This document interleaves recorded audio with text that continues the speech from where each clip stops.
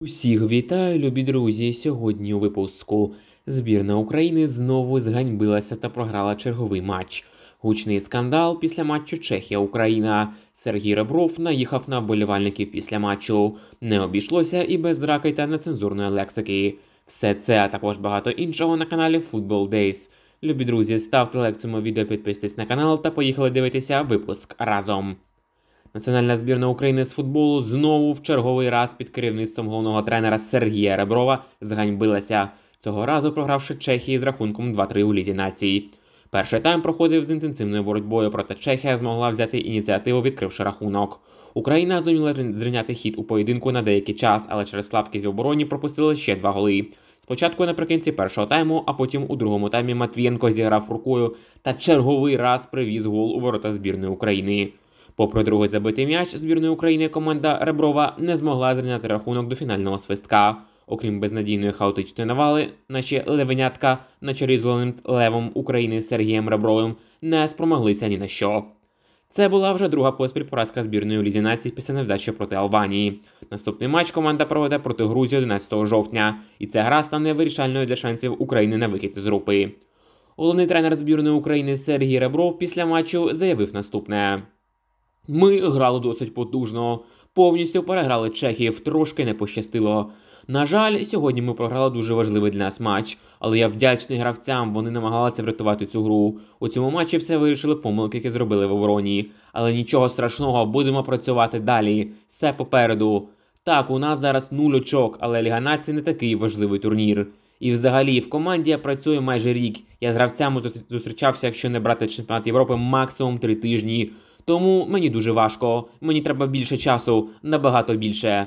Я ще раз кажу, я вдячний гравцям, вони зробили все. Якщо порахувати, скільки ми в цій зустрічі зробили моментів, я думаю, що вистачить на декілька ігор, сказав Сергій Ребров. Окрім цього, наставник збірної Сергій Ребров вирішив ще й наїхати на журналістів, які запитали про проблеми у збірній. Ребров на питання про те, що відбувається зі збірною, вирішив відповісти по-хамськи у своїй манері та зауважив, що в збірній все в порядку, а вболівальники та журналісти нічого не розуміють в футболі. Також Ребров заявив, що у нього немає жодних зауважень до українських футболістів. Що стосується своєї можливої відставки, то Ребров вирішив також познущатися над українськими вболівальниками та з єхидною посмішкою заявив, що не збирається нікуди йти. Що у мене питання просте, чи не йдете ви у відставку? Дякую. Ну, tady je jednoduchý. Ні, не йду. Поки що не йду. Почекайте трішки. Цікаво, що президент УАФ Андрій Шевченко заявив, що має повну довіру до тренерського штабу Сергія Реброва та що навіть не розглядає можливу відставку. Шевченко заявив, що Ребров має його повну особисту довіру та головна мета збірної – вийти на чемпіонат світу 2026 року. Поразка збірної України у матчі проти Чехії з рахунком 2-3 стала великим розчаруванням для усіх українських вболівальників.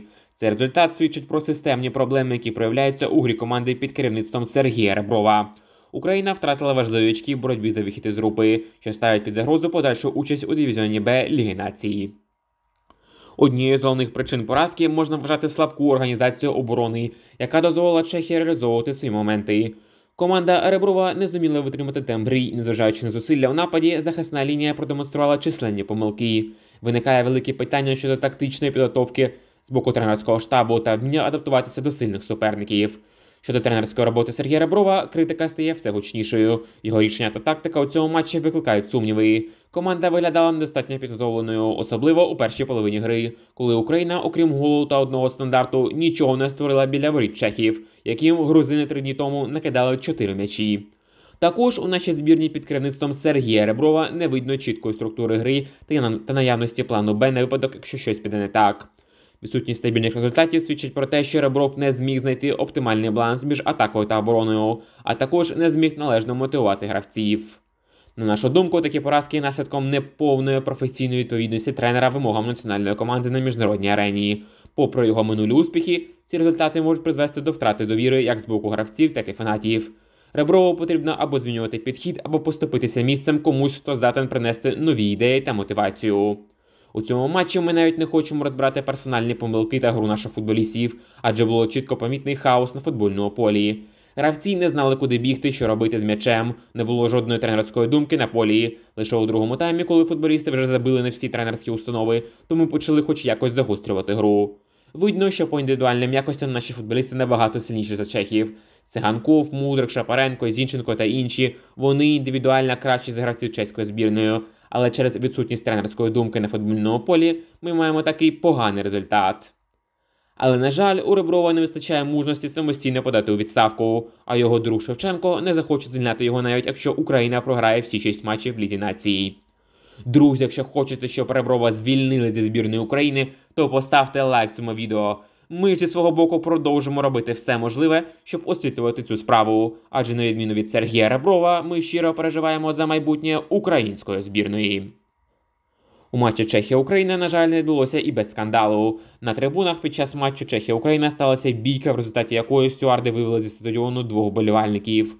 Окрім того, після поєдинку зіркові гравці синьо-жовтої команди Андрій Ярмоленко, Віталій Миколенко, Роман Яремчук та Ілля Забарний підійшли до трибун стадіону, аби подякувати українським вболівальникам за підтримку. Проте фанати були розлючені поразкою і почали в нецензурній формі критикувати гравців та гру команди. Ми засуджуємо ненормативну лексику, але вважаємо, що гравці та перш за все тренер команди Сергій Ребров повністю заслужили на нею як своєю грою і тактикою, так і хамською поведінкою головного тренера до та після цього матчу. Але були в нас вчора і позитивні моменти. Молодіжна збірна України U21 провела важливий матч у кваліфікації до Євро-2025 проти Північної Ірландії. Українська команда здобула на виїзді перемогу з рахунком 2-1, що дозволило їй гарантувати собі участь у фінальному етапі Чемпіонату Європи у 2025 року. Україна почала гру активно, вже на 10-й хвилині Денис Волошин відкрив рахунок, реалізувавши перший гол. На 30-й хвилині Ілля Брагаро подвоїв перевагу, забивши після відмінної комбінації за участю Ярмолюка. Однак у другому таймі гра змінилася на 80-й хвилині. Дмитро Батагов отримав червону картку після фолу в штрафному майданчику, що призвело до пенальті для Північної Ірландії. Незважаючи на тиск з боку суперника, українська команда втримала перемогу. Ця перемога стала для молодіжної збірної 8-ю поспіль у кваліфікаційному турнірі. Завдяки цьому результату Україна достроково забезпечила собі участь у Євро-2025, навіть якщо фінішує на другому місці у групі. Збірна продовжить боротьбу за перше місце у 2 завершальних матчах проти Англії та збірної Сербії. Молодіжна збірна продовжує показувати відмінну командну роботу. Всі гравці виконують свої ролі з точністю, що дозволяє злагоджено працювати як в обороні, так і в атаці. Один із визначальних факторів перемоги – це ефективне використання моментів. Волошин і Брагаро реалізували свої шанси, чого часто не вистачає основній збірній. Нашій головній національній команді треба багато чому повчитися у молодіжці. Молодіжна збірна показала, що навіть під тиском важливо зберегти дисципліну та уникати фатальних помилок, які можуть коштувати результату. Це те, чого бракує основній команді. Підопічні Унаї Мельгоса вміють швидко пристосовуватися до зміни ситуації на полі, що демонструє їхню тактичну зрілість, незважаючи на молодий вік. Якщо б національна команда працювала більш злагоджено та дисципліновано, як молодіжна, то ми б не помітили ні Албанію, ні Чехію при всій повазі до цих команд. Як ми бачимо, тренерські навички іспанця Мельгоси виявилися набагато кращими за тренерські навички великого та колись непереможного тактика і стратега Сергія Реброва. Друзі, якщо б хотіли, щоб молодіжна збірна України грали у матчах Ліги націй замість основної збірної, то поставте лайк цьому відео. Ну і наостанок трохи новин з клубного футболу. Челсі хоче взимку відправити Мудрика в оренду. Челсі планує під час зимного трансферного вікна розпочатися з українцем, повідомив журналіст Саймон Філіпс у Сабстак. Очікується, що у січні українець приєднається до нового клубу на правах оренди. Відзначається, що нові агенти Мудрика прагнуть, щоб у новій команді гравець збірної України отримав більше ігрового часу та реанімував свою кар'єру. Відзначимо, що в цьому сезоні Михайло провів за Челсі лише 4 матчі, в яких зробив 1 асист. Минулого місяця Мудрик став клієнтом агентської компанії Вадима Шаблія. Форвард Роме Артем Довбик, ймовірно, не потрапить до стартового складу команди на гостьовий матч 4-го туру серії А проти Дженоа, повідомляє видання Tutto Mercato Web. Італійський клуб не ризикуватиме українцем, який завершив гру з Ювентусом з пошкодженням. Ймовірно, футболіст пропустить поєдинок проти команди Руслана Маліновського. Травма Довбика виявилася не особливо серйозною, але клуб не хоче поспішати з його поверненням на поле, адже попереду 6 ігор за 4 тижні. Футбольний клуб «Інгулець» передумав зніматися з УПЛ. «Інгулець» не буде зніматися з ліги, повідомляє видання «То таке». За даними джерела, гравцям команди повідомили, що президент клубу Олександр Поворознюк погодився грати в гостях або у Кривому Розі до зими, щоб підготувати усю легальну документальну базу для експлуатації нової арени «Інгульця» до старту другої частини сезону в УПЛ. Матч 6-го туру проти Чорноморця команда, швидше за все, зіграє в Одесі. Нагадаємо, раніше повідомлялося, що Олександр Поворознюк хоче зняти клуб з УПЛ через заборону грати на власному стадіоні. Але зараз одіозний Поворознюк припинив свій шантаж. На цьому все. Дякую, любі друзі, та що сьогодні були з каналом Football Days. Обов'язково ставте лайк цьому відео, підписуйтесь на наш канал, якщо цього ще раптом не зробили, та пишіть свої коментарі стосовно усіх футбольних новин. Зустрінемося з вами, любі друзі, вже дуже скоро. Бережіть себе та Україну!